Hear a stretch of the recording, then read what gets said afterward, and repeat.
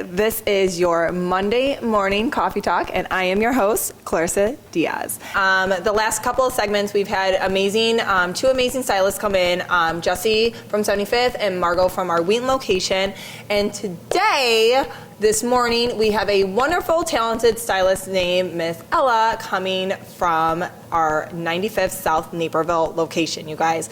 So you guys are gonna help me introduce and give her good vibes this Monday morning on your Monday morning coffee talk.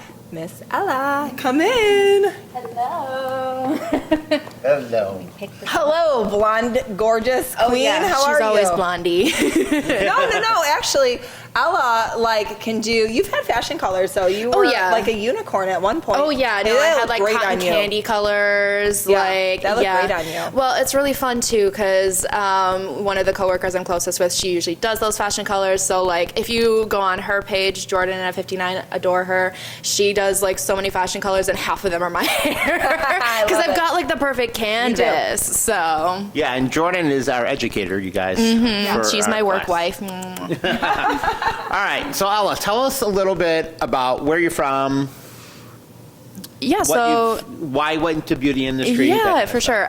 So, I mean, I grew up in Bolingbrook, and I was actually homeschooled for most of my life up until my like sophomore year of high school. Really? Yeah, so I'm one of those weirdos. So. Oh no, I'm just a closeted weirdo now. But for the most part, you know, being homeschooled it's very socially isolating. You know, like you have like your people that you know that are also homeschooled, but like it's not a social environment, and I knew I needed something more social. So I ended up going to Neuqua Valley for high school, and then when I was a senior at Neuqua is when I started beauty school. So I did their program where it's kind of a split school, so I started going there for half my school day and then finishing out my senior year. Like a TCD program? Yeah, that's exactly what it was. Cool. Cool. Yeah, so I did that, and then just from there, just finishing out beauty school after that, and they had us do an internship as part of that cosmetology program, and so I was calling around to salons and stuff, being like, help. I did not know where I was going to go. And I ended up calling over at 75th Street. And they were like, well, we can help you with an internship, but would you also want a job? And I was like, yes, I do. So from beauty school then, so you were young. Yeah. You were what? Wait, hold on. I want to go back real fast for one question, and it's just more interesting to me. What? So when you went from homeschooling to public school. Sophomore? Yeah, sophomore at Neuqua. Yeah. Was it like, I know. I guess what I'm thinking of is like, you know, when you're young, you're going into class, you're afraid, first grade, second grade. Yeah. Was it like, oh my God, this is going to be weird? I mean, because like... I mean, it's definitely very different, you know, like... Because you were homeschooled. Right, but at the same time, it's not like I was a total social dud. Like, I knew that I was going to find my people in the weird kids, so I just had to look for them. So, I was friends with, like, the anime nerds and, like, the kids who'd played Magic the Gathering at lunch. Like, these were my tribe. So, once I, like, found my people, it was, like, totally fine. It's intimidating, but, you know... I give you a lot of credit from that, from going from, like... yourself or like a little pod, which like, I will be honest with you, I have a lot of clients that have homeschooled their kids, and I absolutely adore. So like I will say I give you guys a lot of credit because I always, even being able to talk to children that were homeschooled, you guys are a lot more advanced in a lot of ways, so too. Yes, yeah. So basically, the way I describe it is like the things that you're good at, you can kind of hyperfixate on, and you can get really good at them. But then there's also going to be other things that aren't as great, or just timed weirdly. Like I did a lot of like spelling when I was very, very young, and then I grew up and I forgot half of it, and so now autocorrect is my best friend.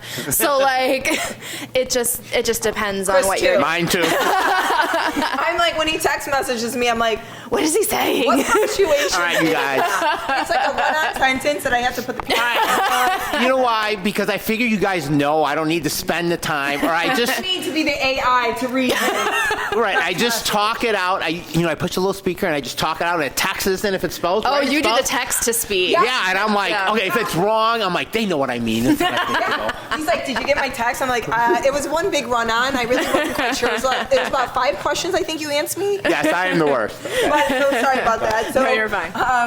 So I apologize. We totally got off track about that. That's going to happen a lot with me. I'm sorry.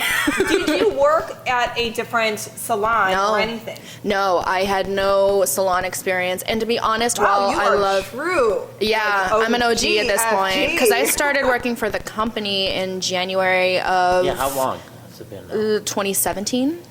Can I ask you a question? Because Yeah. I feel like this, but I'm not 100% Yeah. sure, but I'm like 99.9999% sure. Mm-hmm. Okay. Was I teaching? Yes. Yes. That's what I thought. Yeah. Because I remember. Oh, are you feeling old? Maybe that's why I didn't Well, because want to I remember when Oh, Diaz my was just like a little baby. Yeah, Yes. Wait, was I pregnant though? No, this was Okay, pretty so- soon after he was born. So 7 Yeah. years. Yeah. then. Yeah.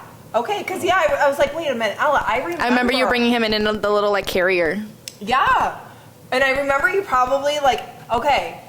I was And a lot remember quieter then. I remember you telling me that you were homeschooled. Yeah. And I really, honest to God, what I thought was, my personality is not for everybody, you guys. So I will say that. I always say, you know what? Everybody likes it served differently. I might be a little much, but at the same time, I do remember that I was thinking when I was having you in, as a student, like, oh my God, I hope I don't like freak her out, or I hope this, because I'm a little bit more intense. So Yeah. I appreciate you being open to Yeah. me when I was an educator. Yeah, as no, well. for sure. So yeah. thank you. Yeah, I mean, you kind of need to get out of your shell anyway, especially that's like a good time to do it.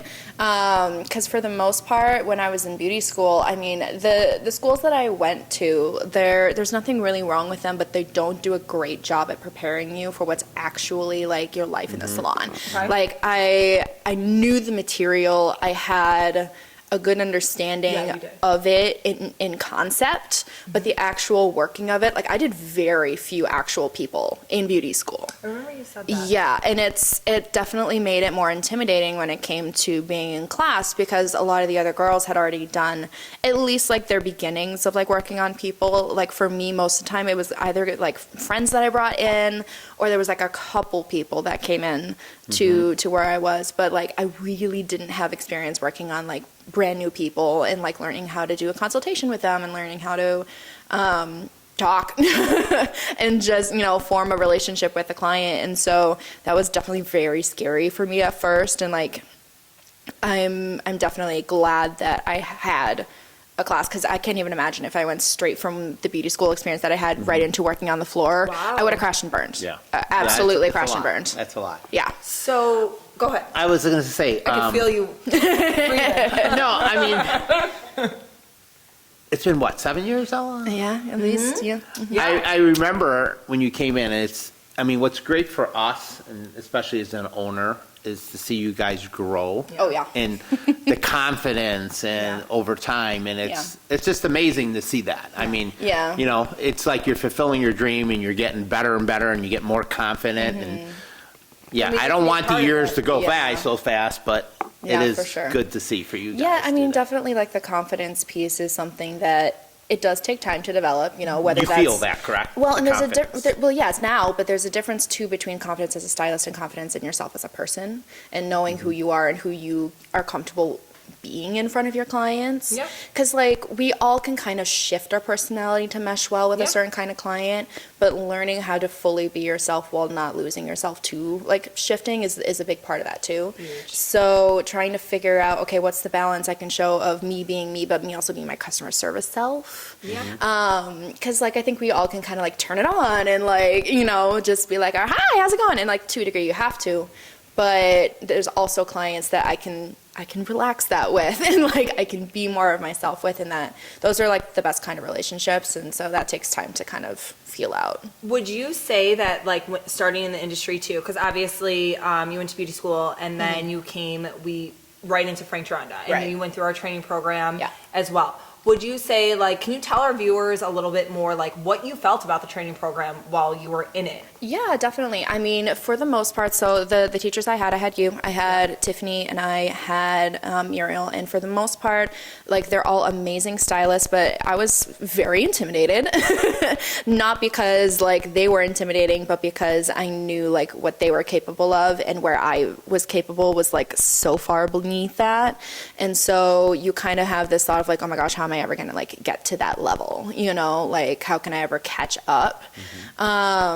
But I feel like they did a good job of just kind of like pushing you to try, even if you don't always succeed the first time around, and just kind of like reminding you that it's okay to fail sometimes too. Because I remember doing haircutting class and working on like a graduated bob, which like any stylist knows that it is a very so frustrating hard when you're haircut. in the beginning. And of So course, hard. the friend I brought in had like thick hair. You're like, you can't even blend this to make look good. I know, Why and you? literally, well, because I remember I was here at this location, which normally we don't have class here, but we were making up time or something, and I was here, and I just remember her just like combing out little pieces and being like, that's not right, and I'm like, Oh my God. how did you do that? Like, I've combed this 50 times, like, and just being so frustrated, but it's so important that she does that, because if you keep the line at mediocre and you're like, you know, this is passable, you're not going to keep going and you're not going to try and get better. So it's frustrating being in class. There's times where you just want to be like, I'm done, I'm quit, I'm not Oh gonna yeah, get good you want enough, to throw your comb. You're Yeah. just like, I'm done. Like, I need a break. Yeah. I'm gonna freak out. And if my educator says something to me, I might snap. Yeah, I'm literally going to cry. Yeah. Like, I cried over that graduated bob, because But I will say I just this. was like, ah. I will say this though, because you mentioned something and it was sweet that you said it, because I feel like I want to say this to you. So when you said, you go, you know, when it's intimidating, you know, to be with the stylist, with the educators, they hit this certain level and I'm beneath them. And what, you know what, I'm going to say this, and maybe educators won't say this, but I think every educator, every good educator will say this. When you're in education, you guys not only humble us, but you make us check ourselves too. Like, honestly, what we see is not maybe something that you guys may not see in yourselves yet, but like, truth be told, like, I already know as an educator, like, she's gonna be way better than me, than I could ever be. I hope and I pray that she gets to that point, that she knows that she's that good. You know what I mean? So like, from another perspective, I really do, maybe I want you to know that that's really how we all think. Yeah, too, for sure. Well, I think we all have a bit of that imposter syndrome too. You know, where the we're fake it till you make it. Yeah, pretty much. And even more than just like faking it, just like the internal of like we're always comparing ourselves, and social media is a big part of that too. Yeah. It can be such a good tool, but it can also be a downfall if you're not careful. Absolutely. And for the most part, while you know, I love seeing what's new on social media and you know, gaining inspiration and creativity from it, at the same time, you have to be so careful to not fall into comparison, because the more that you compare yourself, the more you're going to feel dissatisfied with your own self. And you know, I see that a lot, just even in like personal life. Like, it's really easy to do, and I've learned to kind of separate social media from real life. Oh, you need to. That's a good one. I am a firm believer. I tell my son this all the time when he's like on something, and I'm like, "Are you watching fake reality right now? Like, what are you doing?" And you know, like he's so young that I'm trying to tell him that, just because of the simple fact that everybody, you know, you go on, you post, right, and then the world or your friends look at it, and then there's a mirror like, wait, is my life suck? Like, everybody's life is amazing. People just don't need to post it all the time either. So like, well, I'm glad and that like, you as much as we all go in and like we'll take like our photos and our work and we'll touch it up and we'll make it better, everyone else is doing that too. Yeah. So it's like, some people just know how to do it better, or like without you being able to tell. And so for me, it's like, you know, I can't say like, oh, my work is not as good as that person because they made it look better in a photo. Yeah. Like, at the end of the day, the work might be even similar in how it actually looks and what it actually is. But the lighting makes a difference. The camera that you're using makes a difference. The way you're posing someone. Makes a There's difference. so many little details to it. And honestly, that's why I probably don't post as much as I should, because it definitely feels like pressure, and it's a big part of the industry now, and it's not going away. Correct.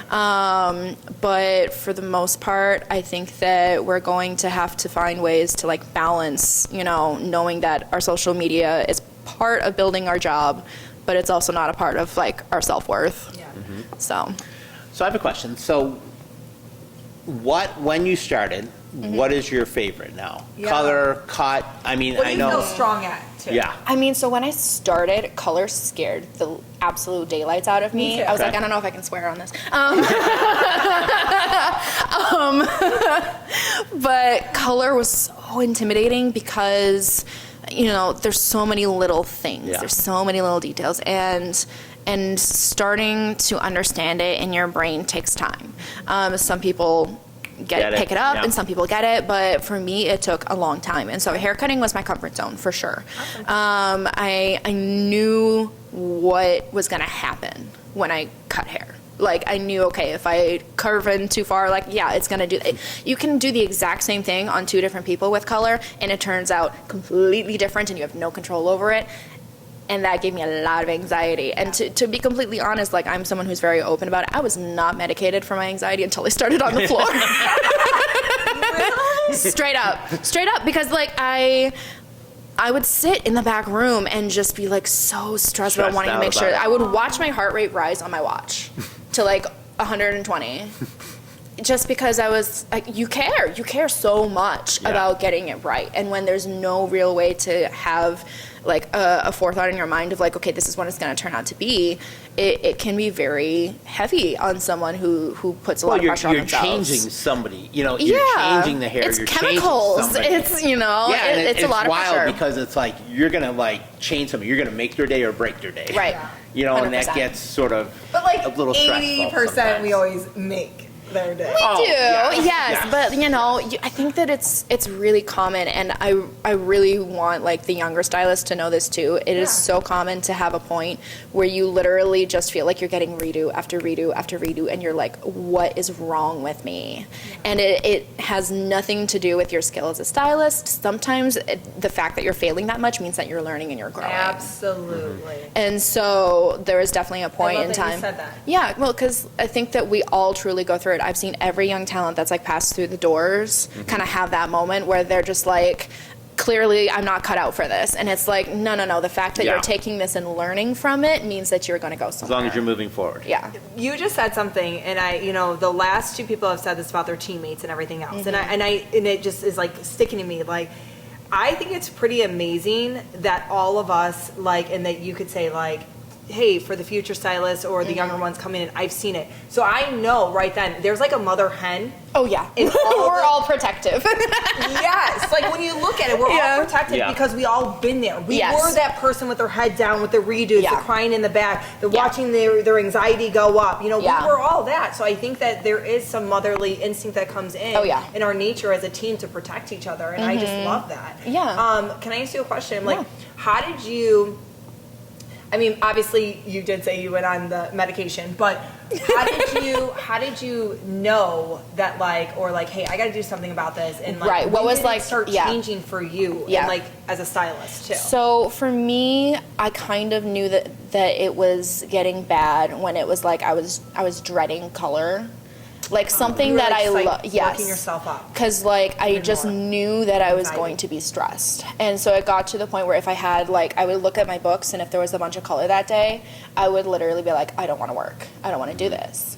And when you get to the point where it literally is taking something that you love and making it something bad, I was like, this can't go on. I either need to figure out something else to do, or I need to figure out a way to manage it.